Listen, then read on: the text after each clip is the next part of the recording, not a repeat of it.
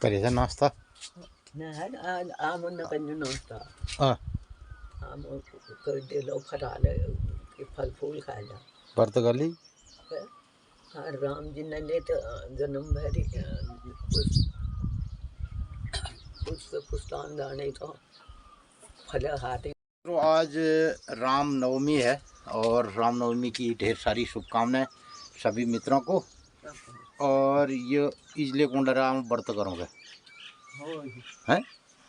राम जी ने सदा फराले खाए हम लेकर दिन खाते हैं सदा फराल खाए नहीं राम जी ने सदा फराले खाए फलाहारी फलाहारी जाओ राम जी फलाहारी जाओ हमें लेकर। तो आज राम नवमी और राम जी का जन्म आज राम जी ने तुलसी ले उन्हें तुलसी आज बुई जने भाई।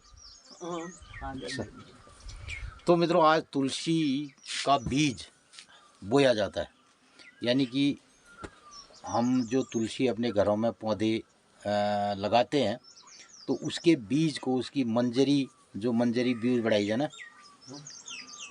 साल में। जब सीता हमारे बहुत खास कौन थे मनोरंजन ज्ञान नीचे आज आनंद उड़ा बहुत साल भीतर तब गैया ने करण बैठी उनको ये पेड़ के ही डरा हुई वक्त वो बालक था राम जी बालक है ब्याह में सीता हरा गाँव में खोज करण बैठा तो अब वहाँ गैया भैंस गौशाला भीतर गैया ही गैया भैंस गौशाला में गोमुखी जो बहनों गोबर भार बैठ गोबर पर्वत भ्यो गोबर देखी लेट भ्यो इनको यो किस उनको हमार गैया को हमार के यो गोबर पर्वत बना यो हमार जो हम आया हम बाहर आ गया अब उनको ये पेड़ के आग से उनको ये पेड़ न उपाड़ पर कर दिनो तुम्हारे यहाँ सेब है तो गैया को गैया को ने पेड़ जनो माता ने रामनवमी रामनवमी जन्मदिन फिर जन्मदिन दिन हो तुम अपन व्यू छड़िया। तो उस कथा के हिसाब से रामचंद्र जी ने गाय की गौशाला में उगा हुआ तुलसी के पौधे के बीज बना करके आज के दिन बोया। तो आज से राम तुलसी जो बोई जनेर है राम तुलसी और कृष्ण तुलसी कृष्ण का तो मित्रों बहुत किस्म की तुलसी के पौधे होते हैं। अभी एक जंगली तुलसी भी होती है वन तुलसी और कुछ हमारी जो घरेलू तुलसी है राम तुलसी और कृष्ण तुलसी उसके भी अलग अलग स्वाद होते हैं, अलग अलग उसकी खुशबू आती है। दोनों की अलग अलग खुशबू आती है, अलग अलग किस्म की पत्तियां होती हैं और अलग अलग किस्म की मंजरी होती है। तो कुछ लोग राम तुलसी को बोते हैं और कुछ कृष्ण तुलसी। और एक हमारे वहाँ जंगली तुलसी भी होती है जो और भी महत्वपूर्ण है और औषधि रूप में उसका प्रयोग होता है और वो भी बहुत औषधि बढ़ाई है भगवान ने। तो आज बुई जली में आज बुई जली तुलसी तो आज तुलसी का बीज बोया जाएगा और फिर का दिन वो का एकादशी दिन अब चौमासी अब बैठे पालन में रोल गुड़ाला भराला भरते अब फूल एकादश जो आज एकादशी दिन की फूल तो चौमासी जो एकादश है। तो मित्रों आज तुलसी के बीज को बोया जाएगा, फिर धीरे धीरे उसमें से पानी दे करके उसको पौधे बड़े किए जाएंगे और फिर सावन के महीने की एकादशी के दिन उसका रोपण होगा। सोने की एकादशी दिन हो जाएगा दिन गंगा दशहरा बाद जो आल एकादशी दिन गंगा दशहरा बाद अपन बधाई दीदी आज रामनवमी सब कणी बधाई है आज खूब बड़ा राम जी ना मंदिर यहाँ ले भी शोभन से कह दे आज रामनवमी बधाई। रामनवमी बधाई भे सब कनी आज अपना व्रत हो आज अपना व्रत होने पे व्रत कराल पे सब कराल व्रत रामनवमी व्रत सब कराल रामायण पढ़ाल हैं। इस तरीके से आज रामनवमी है और रामनवमी पर्व पर और सभी का व्रत भी है। मेरा भी आज व्रत है और ईजा का भी व्रत है। कह रही है फलाहार खाएंगे तो दिन भर आज आराम का दिन होगा और भजन कीर्तन का दिन होगा। देखते हैं कहाँ कहाँ क्या क्या कार्यक्रम होते हैं। नमस्कार सुप्रभात मित्रों, सुबह के अब 8:30 बज चुके हैं और फाइनली हमने आज भी मटर भेजने हैं मार्केट की ओर। अब ये मटर जाएंगे बाज़ार।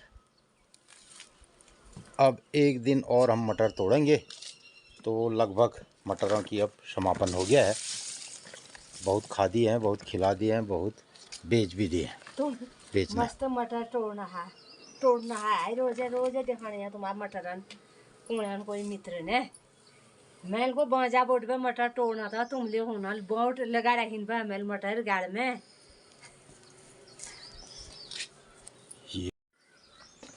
देख देख देख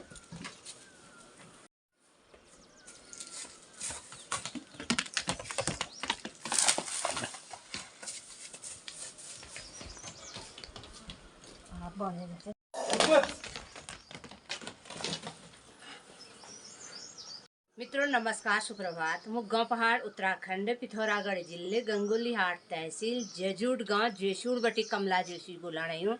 तो मित्रों आजुक दिनचर्या 6 अप्रैल 2025 2082 संवत्सर सिद्धार्थ नाम संवत्सर सूर्य उत्तरायण बसंत ऋतु शुक्ल पक्षी और 24 पैट चैत और रामनवमी छे। रामनवमी के सब लोगन का बहुत बहुत शुभकामना छे, बधाई छे।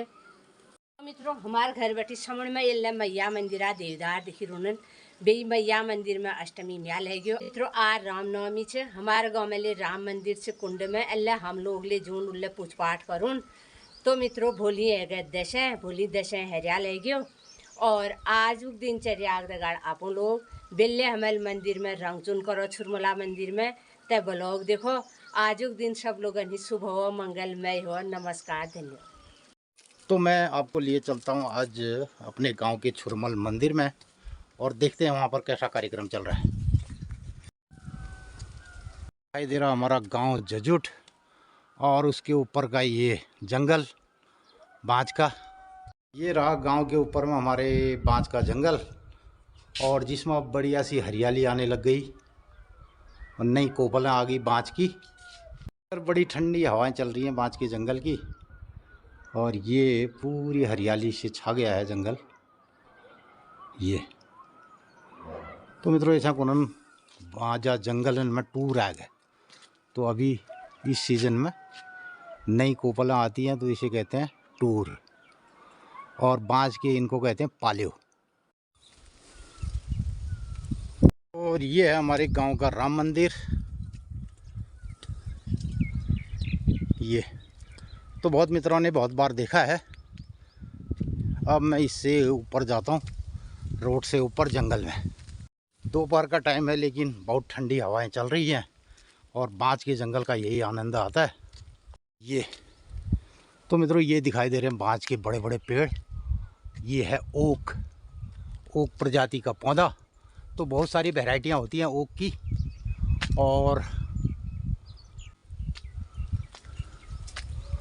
और यहाँ पे एक ज़बरदस्त फली ये पकी है। ये देखिए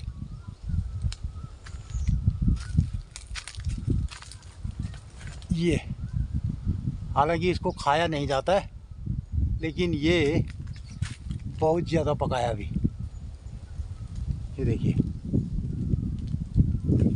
मैं आ गया गांव की मुख्य सड़क पे और सड़क से लगा हुआ हमारा ये बाँझ का जंगल। तो हमारे हिमालयी क्षेत्रों में बाँझ वृक्ष बहुत महत्वपूर्ण होता है और इसकी चौड़ी पत्तियां वर्षा के जल को संचयन करती हैं और वर्षा के जल को अवशोषित करती हैं और उसके बाद साल भर इसके नीचे के जो गाढ़ गधेरे होते हैं उनमें पानी बना रहता है। तो इन्हीं बाँझ के जंगलों में काफल फलियाट और विभिन्न प्रकार के वनस्पतियाँ, विविधतापूर्ण वनस्पतियाँ बाँस के जंगलों में पाई जाती हैं। तो मित्रों यहाँ हम पहुँच गए हैं छुरमल मंदिर के गेट में। तो मित्रों इस गेट में ये नया रंग लगा दिया गया है, और अगर मैं इससे पहले दिखाता तो इसमें बहुत सारी काई जमी थी और पूरा काला ये दिखाई दे रहा था। तो आज 3-4 सालों के बाद इसमें थोड़ा रंग रोगन और थोड़ी सफ़ेदी ये कर दी हमने। तो इस तरीके से इसको लगा दिया गया है।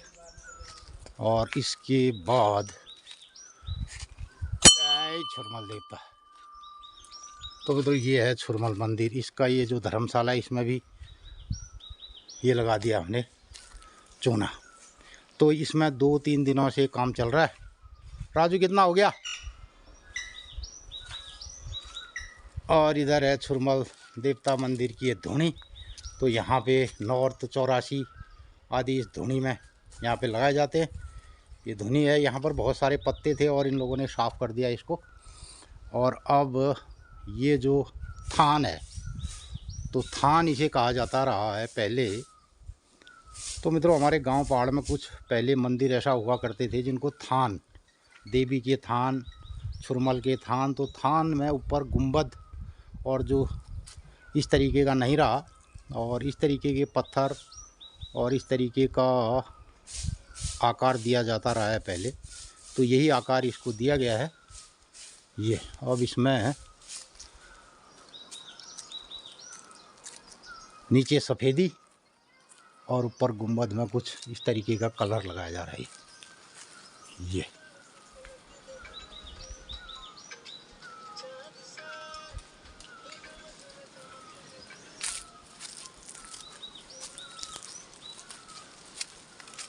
और यहाँ पर बाहर किचन है। तो जब भी इसमें यहाँ पे नैनाकी वाला कार्यक्रम होता है तो ये चूल्हे हैं। अब राजू कर रहा है इधर चूल्हे की, इधर किचन की ओर की सफाई। तो ये किचन वाला स्थान है। अरे आप कतो से आज दिन में जाने है चले, चलो फिर लगाओ जितना लगता है तो तू लग। तो मित्रों ये है हमारे छुरमल मंदिर का फील्ड, और यहाँ पे धुनी जलती है और धुनी में होते हैं नॉर्थ। तो इधर गेट में एक बार और इसमें कलर किया जाएगा, एक कोट। तो ये है गांव का छुरमल मंदिर।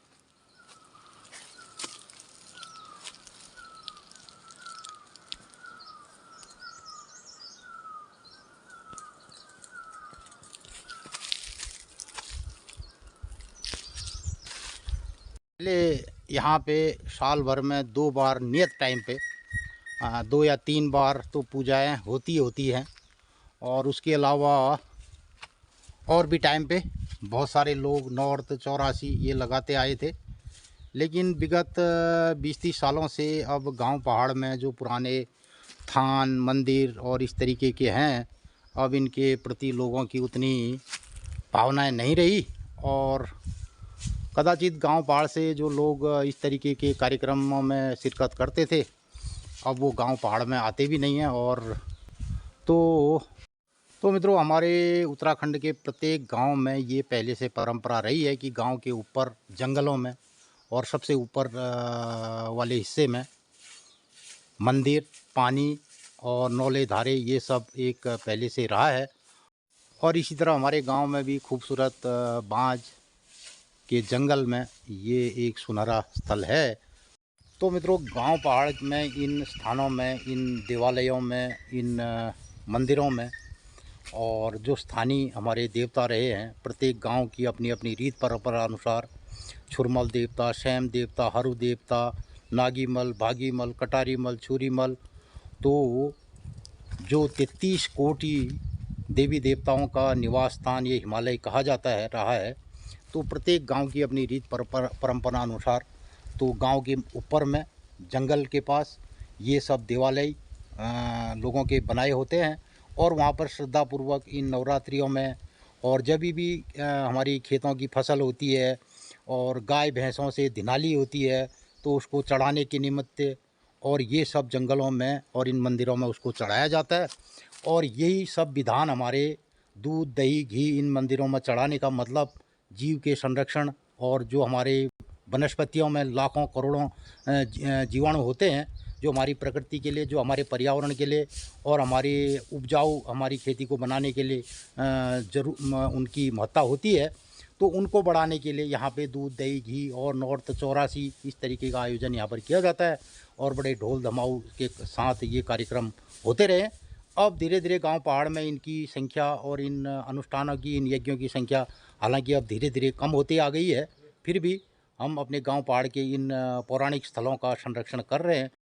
तो ये हमारे गांव जजूट का सुंदरतम एक स्थल है, बहुत भव्य स्थल है। यहाँ पे शांति से और बिल्कुल ठंडी बाँझ की हवाओं की ठंडी हवा आई है और गर्मियों के दिनों में बहुत आरामदायक क्षण यहाँ पर होते हैं। पिलवाल लगा दिया था ये वाला कलर ने, तब पट्टी में ले लगा दिया नज़र।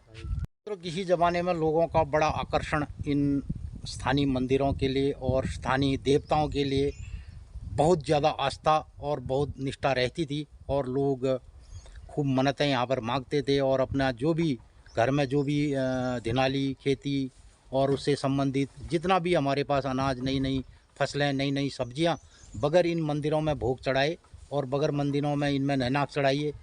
जब भी हम अपने दिनचर्या के साथ बताते हैं कि आज मशांत है और कल संक्रांति है, तो लोग मशांत और जब भी संक्रांति आती, महीने का पहला दिन आता, पहली गते आती है, तो इन मंदिरों में आकर के और अपने ऋतु अनुसार उनके जो भी फल फूल और जो भी दिनाली पानी जो भी होता है तो इन मंदिरों में पहले चढ़ाया जाता, तभी जाकर के लोग उसका इस्तेमाल करते थे।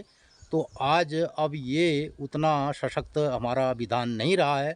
फिर भी ये हमारा प्रयास और जंगल में ये मंगल करने का ये कार्यक्रम आपको कैसा लगा, इस पर ज़रूर अपनी राय प्रतिक्रिया व्यक्त कीजिएगा।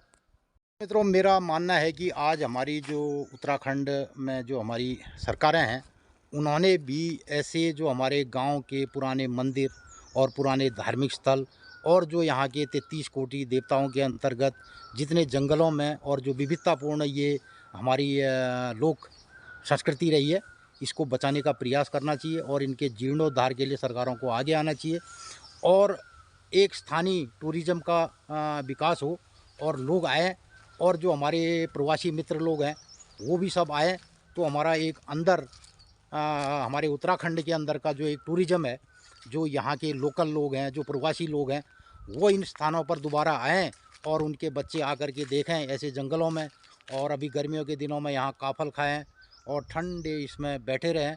और थोड़ा सा ये ज़रूर हमारा मानना है, मेरा विचार है कि पर्यावरण की दृष्टि से इन जंगलों में जितने भी लोग आते हैं वो यहाँ पर पॉलीथीन और बोतलों और गंदी चीज़ों का इस्तेमाल न करें, उसको अपने साथ ले जाएं। तो लिहाजा होता ही है कि यहाँ पे बहुत सारे जो कचरा इन जंगलों में पड़ता है, लोग आते तो हैं और अपने अपने तरीके से जंगल में एंजॉय करते हैं, उसके बाद यहाँ पर छोड़ जाते हैं ढेर सारे बोतलों को और ढेर सारे ऐसी पॉलीथीन को, और धीरे धीरे वो हमारे इस पर्यावरण में हमारे जो यहाँ जो बायोमास है उस पर वो चीज़ें गिरती हैं, वो प्लास्टिक को कचरा गिरता है और हमारे पर्यावरण को वो विकृत करता है। तो ये सब जो यहाँ से पत्ते गिरते हैं, ये सड़ते हैं, इससे ह्यूमस बनता है। तो इसमें किसी किस्म का अगर केमिकल और किसी किस्म के बोतल, कांच, ढक्कन आदि अगर जंगलों में पड़े रहते हैं तो उससे दुर्घटनाएं भी होती हैं। लोग आते हैं, बहुत सारे लोग इन बायोमास का उपयोग अपने खेतों में करते हैं, तो उसके साथ अगर कांच होगा और जंगलों में अगर पत्तियों में कोई ऐसी चीज़ें गिरी होंगी तो वो खेतों में जाती है, और दूसरा यहाँ से बरसात में वो बह के फिर नदी नालों में जाता है। तो इसको ध्यान रखना बहुत ज़रूरी है और ऐसे ही हमारे बाँझ के जंगल प्रत्येक गांव में हों और उसके लिए काम किया जाए। और जो हमारी विविधता है, जो जैव विविधता है और जो हमारे बहुत सारे वानिकी के जो पौधे रहे हैं, झाड़ियाँ रही हैं, जो विलुप्त के कगार में हैं और बहुत सारे लोगों ने उनका हरासमेंट कर दिया है, और लोगों को आज जो है अपने पेड़ पौधों को काटने का किस तरीके से पातन किया जाए, किस तरीके से उनका इस्तेमाल किया जाए, ये अब लोगों के जो अध्याय है, जो उनका चैप्टर है, उससे हट चुका है। पहले लोगों को डांटते थे कि किस पेड़ को काटना है, कब काटना है। अब लोग जो है साल भर पेड़ को काटते हैं, उसकी पत्तियों का इस्तेमाल करते हैं। तो इसके बारे में अब गांव पहाड़ में कोई लोगों को नॉलेज नहीं है। तो हमारा मानना है कि हमारी सरकार को जो हमारा जैव विविधता बोर्ड है उसको सशक्त करना चाहिए और प्रत्येक गांव वालों को और आने वाली पीढ़ी को उसको हमारे सिलेबस में हमारे हिमालयी क्षेत्रों का एक नया एक कोर्स लोगों को मिले, एक अध्याय मिले, एक किताब बने और उसमें जो हमारी विविधतापूर्ण जो बायोडाइवर्सिटी है उसके बारे में लोगों को पढ़ाया जाए, प्रत्येक विद्यार्थी को। और ये हमारे कोर्स में होना चाहिए। जो जैव विविधता है, जो हमारी सांस्कृतिक विविधता है, उस विविधता को लोगों को अब पढ़ाने की ज़रूरत है, उससे रूबरू कराने की ज़रूरत है। तब हमारा जो हिमालयी क्षेत्र का पर्यावरण है तब आगे इसका संतुलन बना रहेगा। अन्यथा मित्रों, हमारे वहाँ अब धीरे धीरे एकल प्रजाति के फिर जंगल विकसित होंगे, जिसमें विविधता नहीं होगी तो फिर पर्यावरण उतना संतुलन नहीं हो सकता है। तो इन्हीं सब बातों के साथ अब मैं जाता हूँ घर की ओर। तो यहाँ पे मंदिर में रंग रोगन का कार्यक्रम चल रहा है और देर शाम तक ये कार्यक्रम चलेगा। मित्रों, गांव पहाड़ की इन्हीं क्रियाकलापों को मैं अपने ब्लॉग के माध्यम से अवगत कराता हूं और आगे भी मेरा ये प्रयास ज़रूर रहेगा कि मैं दूसरे गांव में भी जा कर के वहाँ पर उनकी कौन सी सांस्कृतिक विरासत है, कौन से ऐसे देवालय हैं, कौन से ऐसे मंदिर हैं, कौन से ऐसे वन क्षेत्र हैं जिनमें विविधता है और जिनमें एक संस्कृति की झलक है और क्या वहाँ पे लोग कर रहे हैं, इसके बारे में ज़रूर